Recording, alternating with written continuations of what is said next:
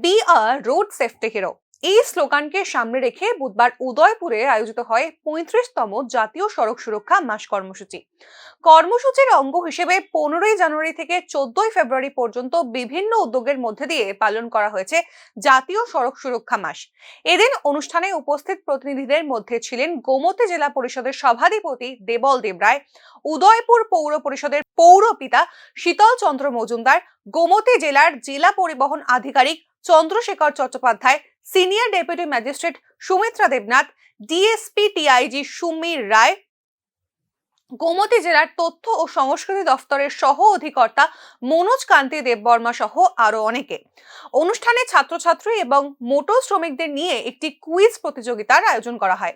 এদিনের অনুষ্ঠানে মোটর শ্রমিকদের সংবর্ধনা প্রদান করেন জেলা পরিবহন আধিকারিক চন্দ্রশেখর চট্টোপাধ্যায়।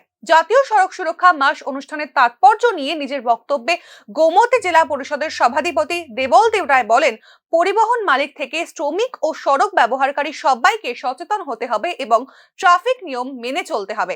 তা না হলে সড়ক নিরাপত্তা নিশ্চিত করা সম্ভব হবে না।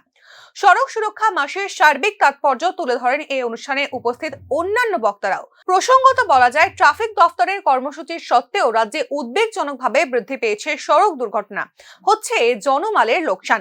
এই পরিস্থিতিতে জাতীয় সড়ক সুরক্ষা মাস অনুষ্ঠান কর্মসূচির সফল প্রয়োগ সত্যিকার অর্থেই ব্যাপকভাবে বাস্তবায়িত করা প্রয়োজন, এমনই মনে করেন রাজ্যের সাধারণ আমজনতা। সেটাই ভালো।